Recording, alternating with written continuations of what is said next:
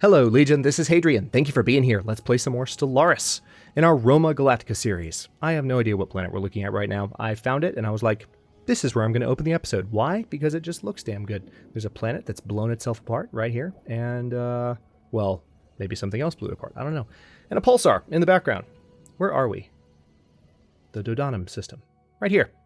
Near Narbonensis. Not actually in Narbonensis yet, but actually it can be now. Haha. So let's go ahead and add that. And yeah, so we were able to add a bunch of systems to Narbonensis in the last episode, and in general, we are just trying to work on getting our influence up by playing with factions, and we're trying to get our science up by using research agreements and whatever other methods we might have at our disposal. Is there another... Yeah, see, these guys are unfriendly toward us. They're equivalent in technology level. Okay, looks like those construction ships might have run into each other finally. Talked about that near the end of the last episode. So, also, another thing that happened at the end of the last episode is our influence went from +3 to +2. So, we have... Oh, cool. We finished our naval capacity research. So, we need more influence to colonize more worlds. We need it to build the Galactic Stock Exchange on Earth. Additional biolabs could come in handy, but the thing is, that's the category where we're doing the best. Let me go ahead and research the neural implants so that I can be done with that. I'm trying to knock out the lower tier technologies. We are also in the process, one of the other reason we need influence is I actually have decided to turn these two sectors into one sector to free up a leader slot, basically. I was getting maybe a little bit overzealous with my desire to have these sectors named after various, Roman provinces and in territories. And there's an area north-eastish, actually straight north really, of the Alps called Raetia and Noricum. And I was going to have two separate sectors, one for each of those, but I decided, well, why not just have one? All right, so now we've got this science ship done in Diadem, and we need to get it back into our territory safely. So let's go ahead and have you auto-explore after you get back to Avior. I just don't want you, automatically running back in the other direction. I want you to auto-explore in a safe direction, please. I'm going to do what I can this episode to keep the game unpaused, let a little bit of time pass, see how things develop. We just had a lot of topics to cover in the last episode, so again, every now and then you just have to kind of pause and consider and see, how things are looking, especially when you consider the monumental topic that we talked about at the beginning of the last episode. Okay, good. That science ship is making their way elsewhere. All right, so there's some additional stuff being built here by both ships. Okay, nice. It looks like Aquitania is already building some of their own stuff. On that note, let's go ahead and pull up the sectors list and make sure... Yeah, see, this is what we need to do. We need to make sure every sector has positive income so that they can continue to build things. And you know what? We can go one step further. Since we're not going too crazy building ships right now, although we should, because we have much more naval capacity now. Let me go ahead and make sure these sectors are very well funded so they can build what they need to and adjust to research focus, since we set them all to research focus last episode. All right, we just finished a research project as well, so we need to check on that. All right, so we're actually spending a good bit of money right here pumping our sectors up, but that's fine. All right, research complete. Slave army's already done. We can go for clone army, which will help us towards the biological path, which we are going down. I do want to add an additional core system at some point. I keep looking at that technology. I think maybe a Seer or maybe Ophioglia, because that's a 22 slot world. Let's have a quick look at Ophioglia. Let's see just how tempted we should be, if you will.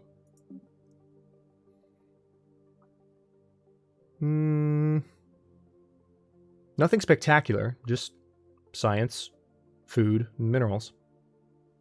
Nothing too fancy. Let's go to Aesir, have a look there.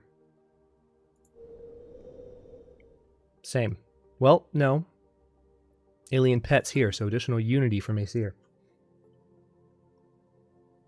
Of course, there's Balawar, but Balawar 1, this continental world it's only 9 slots, so that's not very appealing. Alpha Centauri 2A, we can't colonize. We've talked about this many times. Not just yet, anyway. Alright, let's unpause. Society research. Yeah, let's do that. It's just going to be 7 months, and we'll keep going down that path. So we're just waiting for additional influence to build up so we can continue to colonize out in this direction. We actually have a number of edicts going right now. Could I maybe see about canceling one of those? Yeah, see, these are expensive.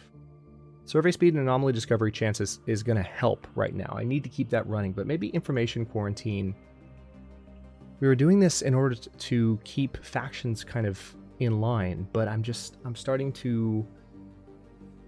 Yeah, let's go ahead and turn that off. We need to build up influence faster. Things have been pretty okay so far. I don't feel like there's a very powerful faction that's working against us, so hopefully that won't hurt us too much in the long run. We've also done some other things, including building some stuff on Earth and some other places that makes life a little bit easier. 39 months until our next tradition. We are 3 traditions off from completing the discovery tree, and then we'll have the first row of ascension perks unlocked, which is quite nice. The dimensional horror, which we encountered a few episodes back, is here in the quiet dark. And someone pointed out that we actually did lose that science ship. So I lost 2 science ships in 1 episode. 2 episodes back. It's just not been my series for science ships.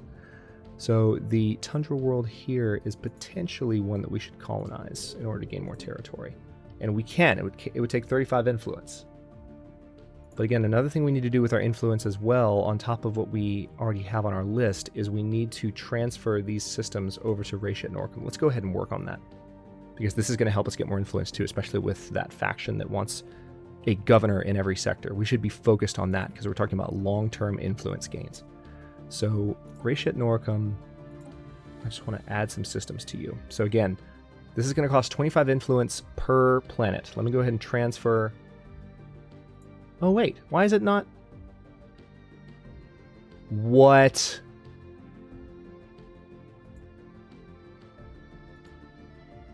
You are joking me. Alright, so the sector just disappeared. It didn't cost us any influence. That seems... okay. That seems like a bit of a bug, because the game is definitely saying that removing a system from a sector costs 25.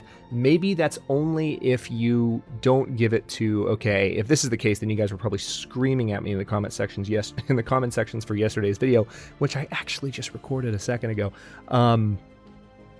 Yeah, that would make sense. So only if you are actually transferring it back to your direct control does it cost influence. And also, it didn't even cost influence to delete that sector entirely. So that's much ado about nothing. And now, good God, like, I'm just going to put this leader in Aquitania. And it looks like maybe... didn't we add a leader that was an intellectual last episode? What happened to that leader? Yeah, so... okay, we've got her right here. Where was she? She must have been... I meant to put her in Aquitania, but I must have put her in the other system by mistake. Okay, so that problem is solved as well. Let's go ahead and pump some minerals into there, and that should get us more influence from that faction. No, it's not. We're still at +3. What the hell? Was it one throne group? Yeah, it's the one throne group that wanted... regional governance. So this only affects their happiness by 2% though. So not much of a change. Ugh. Well, we're making almost 4 per month now. So it says 3, but again, it's rounding down. Always rounds down. This construction chip is done. Anything more for you to do? Let's turn off details map mode so it can be a little bit clearer. There's also an Alpine world in Holdebana. And we have lots we need to do. I mean, now we have a little bit more influence to do it, too. I really wasn't expecting it to be that straightforward. The game was lying to me. And you guys saw it. Like, I looked at it. It said remove. It was 25, but that tooltip is not very explicative.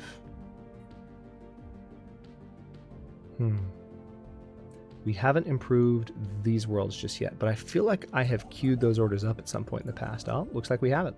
So yeah, let's go ahead and queue these up.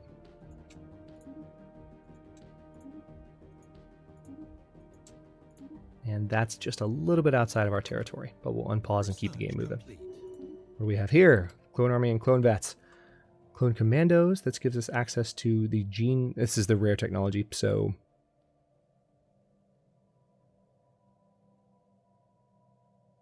It's a rare tech that wouldn't take that long for me to research. I'm kind of tempted just to go for it. But we could also go ahead and go for gene tailoring and unlock our first trait point and get genetic modification. Yeah, let's go down that route. For those of you who might not, I don't think I've talked about this in the series yet, but as far as an ascension path, well, I've mentioned it, but I haven't talked about it in depth. And I commented on it in depth in a comment section like 10 videos ago. Someone asked me, are you going to go for biological ascension? Are you going to go for technological ascension? In other words, are you going to, or rather synthetic ascension? Are you going to try and, enhance yourself and basically put Roman minds into machine bodies? And I think that given their history, given the story that we started with the beginning of this series, what we are probably going to do is we will have, what's this? Monthly Engos for monthly terraforming. So this improves habitability. Do we not have Engos on our own? No, we don't. And you want terraforming gases, so you want to terraform planets. I see.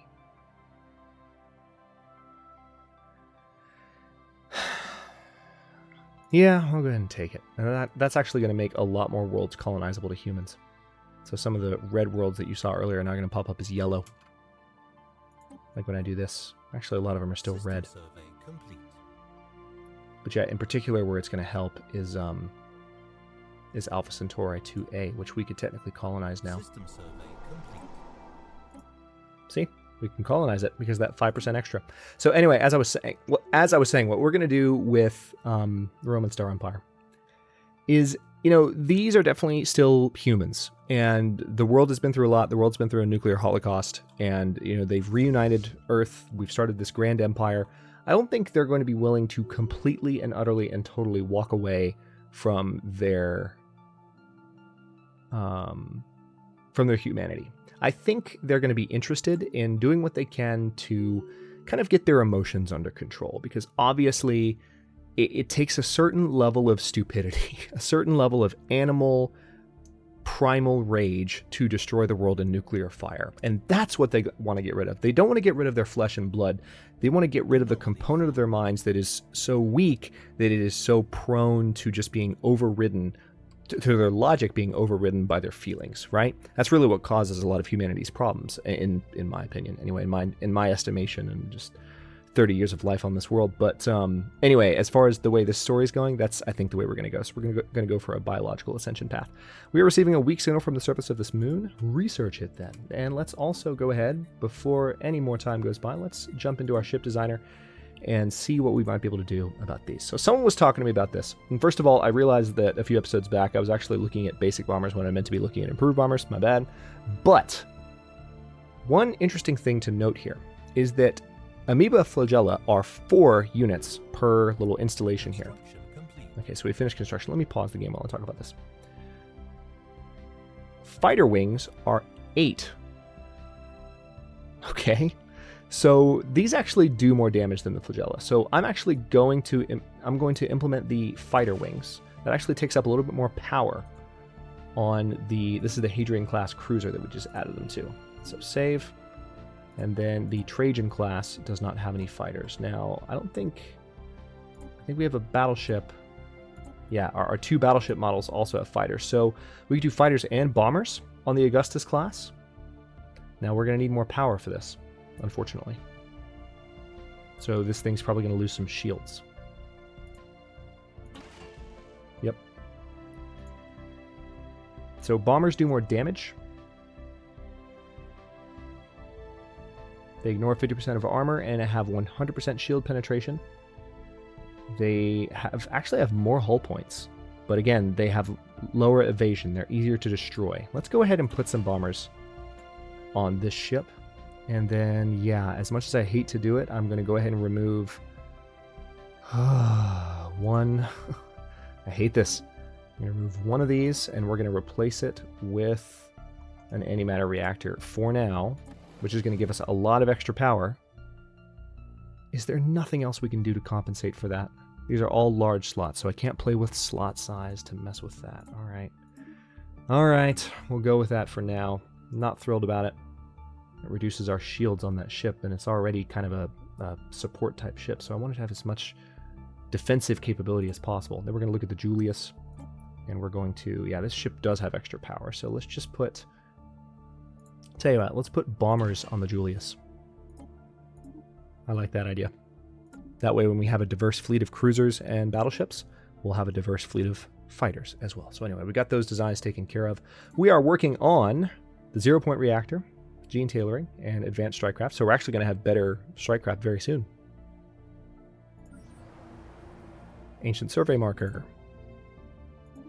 Just extra minerals on L3R1A there.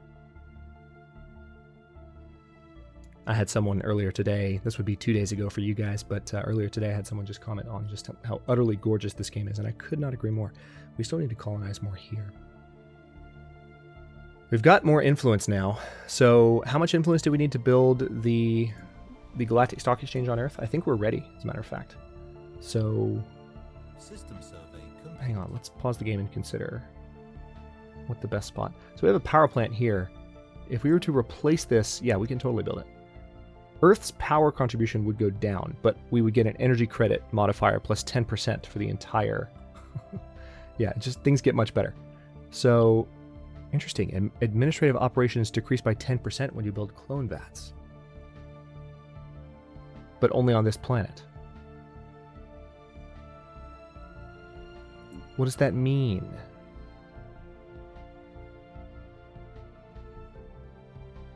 What is it? What is it? I'm looking at modifiers here to see how that affects things.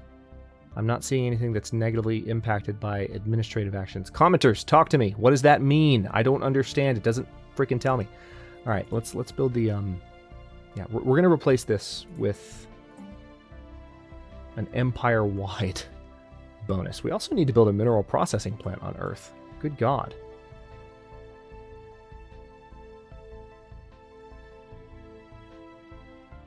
All right, so let's go ahead and replace that with the Galactic Stock Exchange. It takes 85 influence to build that sucker. And then here, yeah, let's go ahead and go for a mineral processing plant.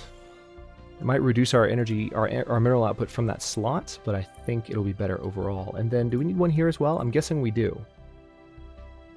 No, things are better here. Now, I could build a silo, but don't think it's necessary.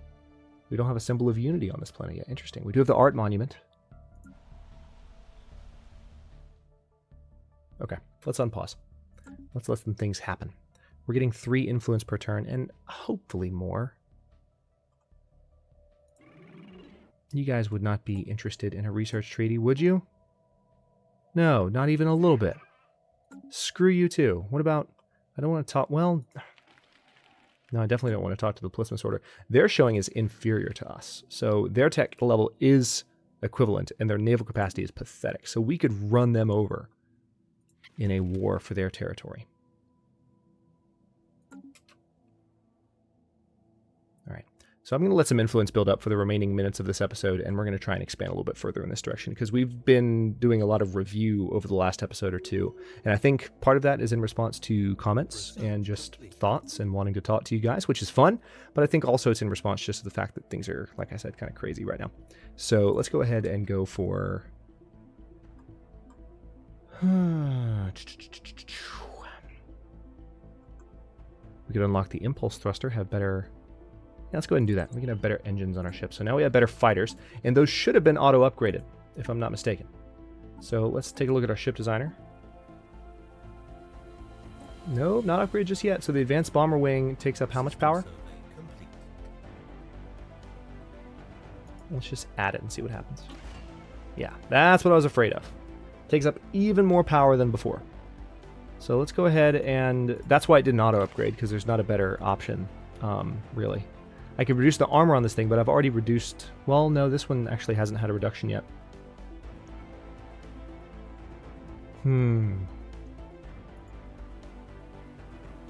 Yeah, screw it. Let's do it. Love this track so much. Let's go ahead and get the advanced bomber wing built in. And we are getting a little bit of a bonus. Not much, but it's there. All right, so there's the Julius class. And let's hop down to the Augustus class. And we're going to replace these. This is advanced fighter and advanced bomber. And we have lots of excess power. So shouldn't be... Oh, they've already been done. Duh. Okay. Yeah, it did it because it had the power for it. And then let's take a look at our cruisers. Advanced. Awesome. All right, so that's already been taken care of by auto upgrade. Handy dandy. All right, now, like I said, let's have the game unpause for a second. We'll see if we can add another colony before too long here. So we need to colonize Erebroria. That's the name of the system, Erebroria. That's not a tongue twister. It's like a... I don't even know how to describe what that word is. We could colonize... What would be the best? You know what? Yeah, let's see if we can go for Avalon. Because this world would be... Now, we do have some pre-sentience. These Tirathian fungoids. Yes, we can colonize it. Let's do it. We're going to send you straight from Earth.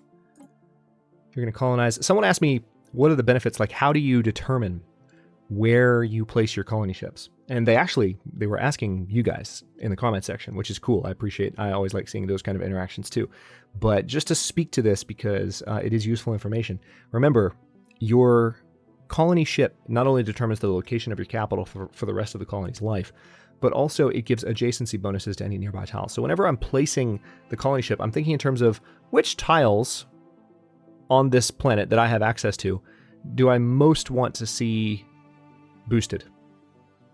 You know? And I mean, this is good from a research perspective, because if I place it here, this will start as a very research-intensive colony. We'll get research in all three categories.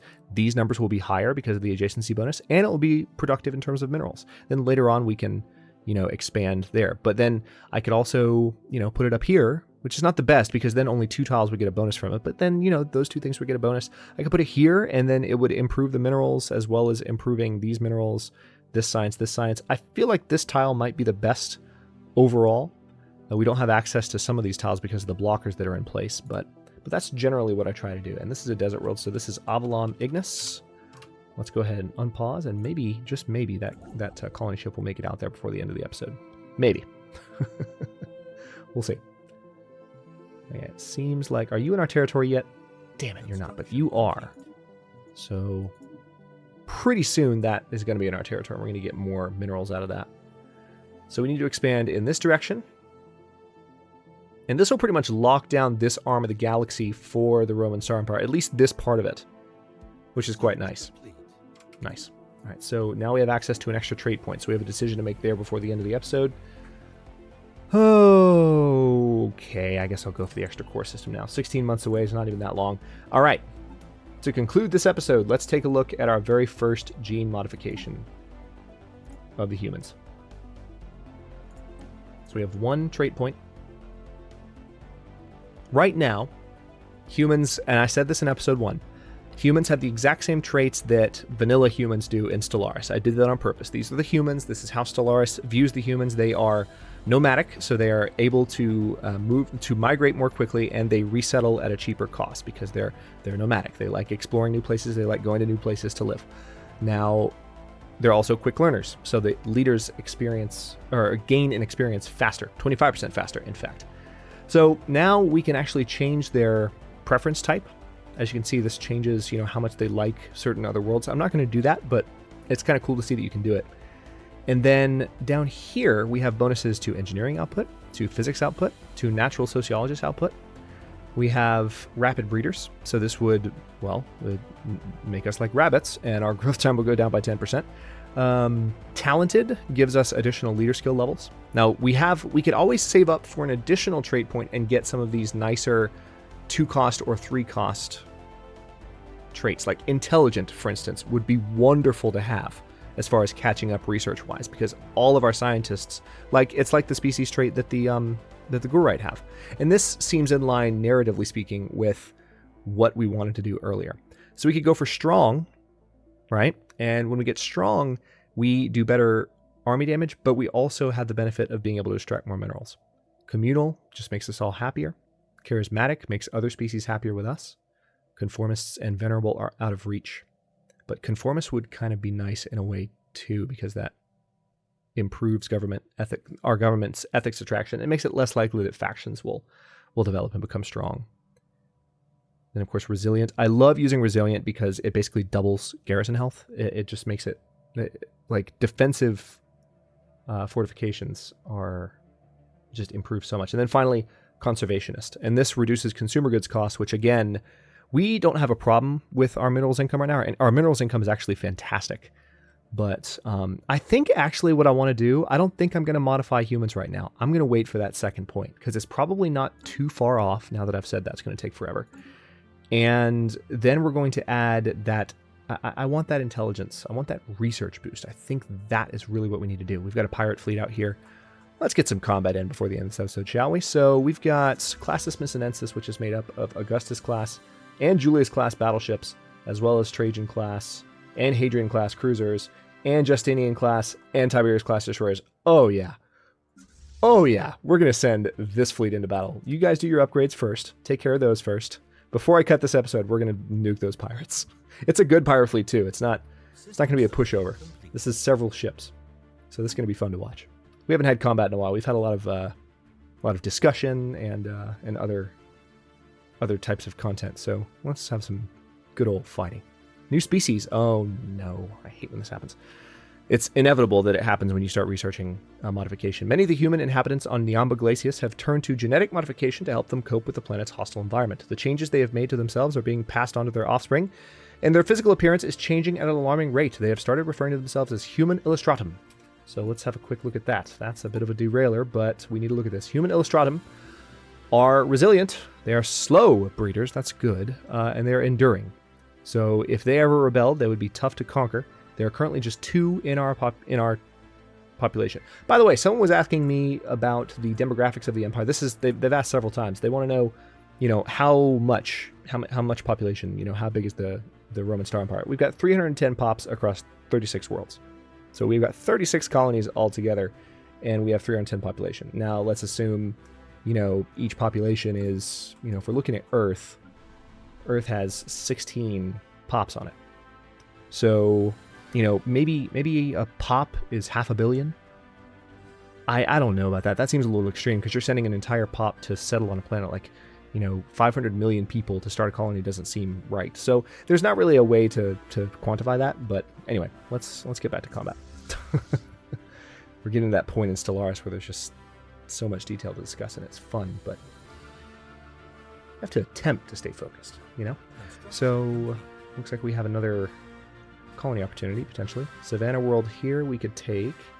There's also a tundra world very close to the border of the Fallen Empire. They might not like it if I settle that. Significant scarring. Research, please. Desert world here. Let's go ahead and take this world. This is going to be easy peasy to colonize. Those ships have been upgraded, so tell you what. Let's smack our colony ship down right there. This is Raprix Ignis. Oh no. That was a lowercase I. I'll fix that later. Or maybe I won't. Our construction ships are done, but I don't think there's really anything else we need to build. Well, yeah, there is.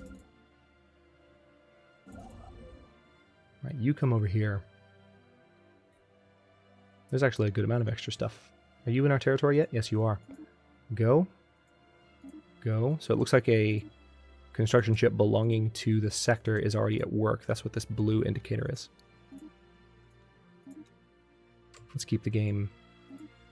Oh wait, Missinensis now is waiting for that order. Let's finish giving these orders and then we'll do that combat.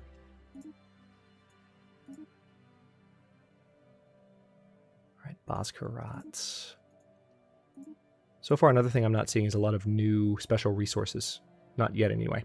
Alright, Alpine World here, Tundra World here. I'm hoping to see some more of another class soon. Classis Missinensis, as in like continental or ocean class worlds. Well, let's have them fly straight for Besnar. And we are going to follow you guys on the way there. So we're in the Sirius system right now, flying away from the starport at Sirius Continentum.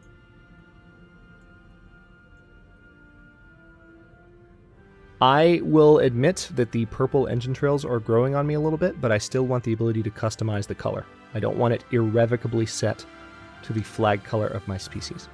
It makes perfect sense that we should be able to just change it ourselves, both the ship lighting and the trail color. If you want to be able to distinguish empires from one another that way, why not let the players distinguish them as opposed to the game?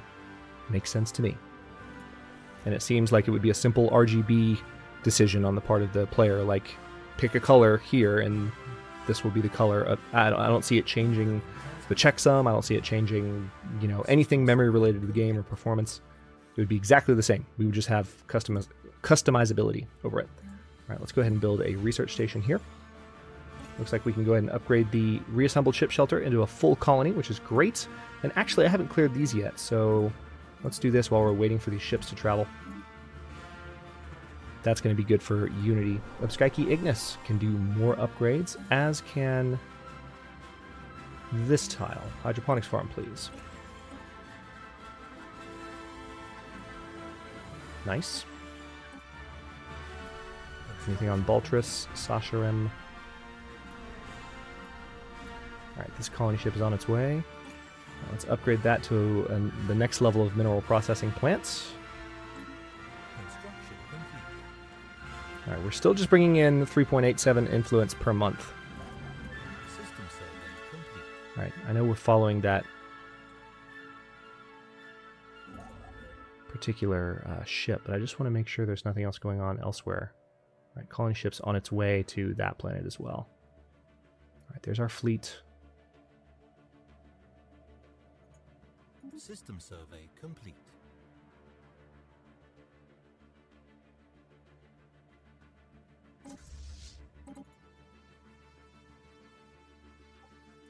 I told you we'd finish this episode with some combat, and that's exactly what we're going to do.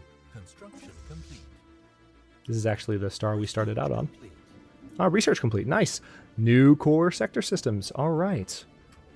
Check this out. Here's our next trait point right there. That was nice and fast, wasn't it? 35 months away with Dr. Jeeb researching it. So he's going to take care of that. And yeah, let's go ahead and zoom in on you guys. If you're curious how I did that, you just double tap the Q key. And a new tradition. Fantastic. All right, there's really only one choice here, the science division. Scientist recruitment cost is reduced by 33%. Yes, what's our next one?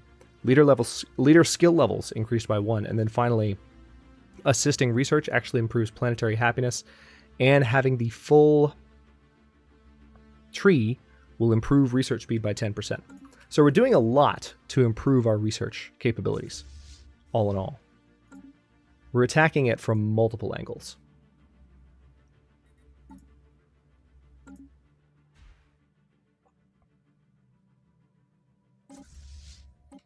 Yeah, double tap the Q key and it just jumps right in on your fleet. Nice. All right, so we've arrived. Let's go ahead and slow down to normal speed. What do we got? Trade deal offer.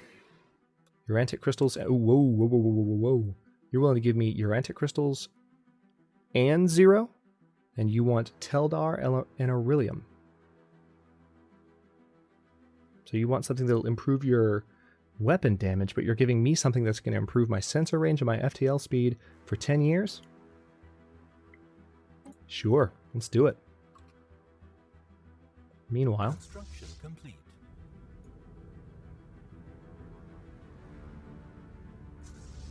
let's go ahead and give the attack order.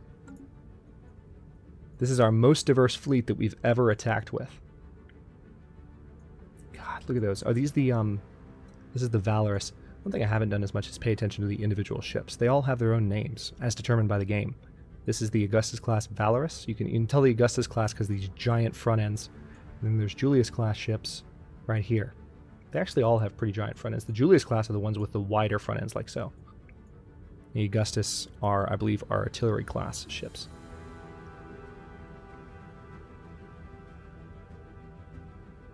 Is it the Augustus that's artillery class? Yes, it is.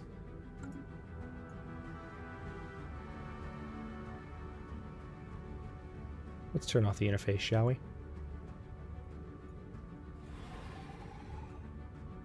Pirates have turned to engage us. Fighters are leaving their bays. Holy crap. I'm actually going to follow the fighters.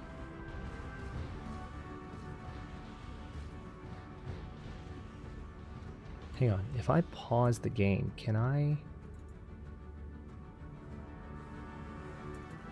trying to see if I can get in. Nah. Can't zoom in on the actual fighters themselves. Nice. The fighters are actually taking out their projectiles on the way in. Holy crap. That is awesome. Oh, this is atrocious. Their two biggest ships just got taken out. That was insane. All right, well, that was an absolute mop-up from Classis Missinensis. So let's go ahead and send you back to Sirius, which is where you started.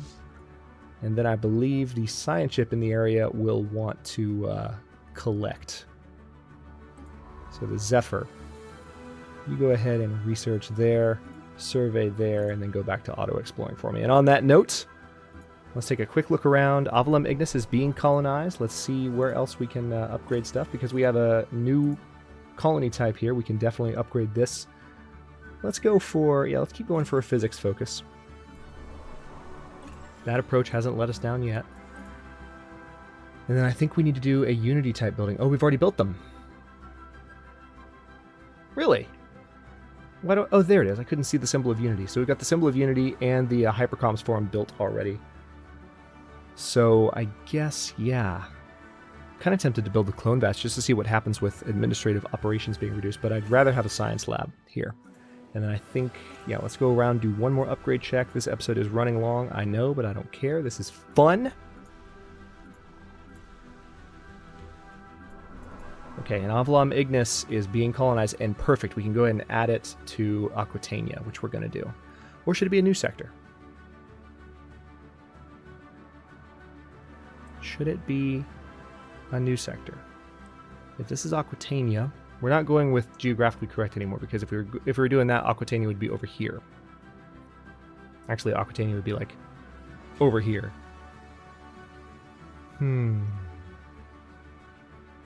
We'll tell you what, we know that it's not going to cost us influence now, so let's go ahead and just do... For now, we're just going to add... Oh, we can't just yet. Damn. All right, wait. Let's wait a second for the colony's borders to expand a bit. As soon as Tequim is within our territory, we should be good. Looks like there's some space whales nearby. There we go. Perfect. All right, so we've added an Oxidor and Tequim to the system, and I'm going to go ahead and pause, or to the sector rather. I'm going to pause it here. We're making 3 influence per turn, still 3.87, so hopefully before long we can do something to get that going even higher, because once we have a lot more influence, we'll be able to actually expand at a rapid clip again.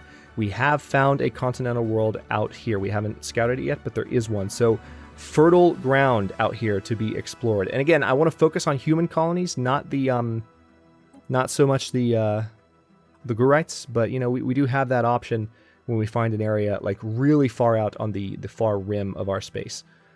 I just want this central core to be mostly human. That's just kind of where my instincts are taking me at the moment. Also, looks like we need to add this system to Narbonensis, so let's do that real quick before I wrap. Done. All right, there we go. So yeah, in the next one, we are going to focus, like I said, we need to generate more influence, and I'm sure there will be lots of comments coming in on the last episode and this one as far as how we might be able to do that a little bit faster. But as soon as we've got a little bit more of that, we're going to be able to focus on just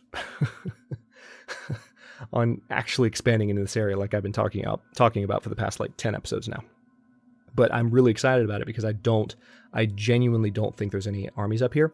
The only downside, of course, being that as we expand our territory, our research will slow down more and more, like we talked about last episode. So there's kind of a balance, and we've got to work it out. But anyway, I'm like almost a solid 15 minutes over time. Thanks for watching. If you enjoyed this one, don't forget to like the video and subscribe to follow along. New episodes are coming out every day at 6 p.m. Eastern Time. Comments are always welcome. Let me know what you think, and I'll see you next time.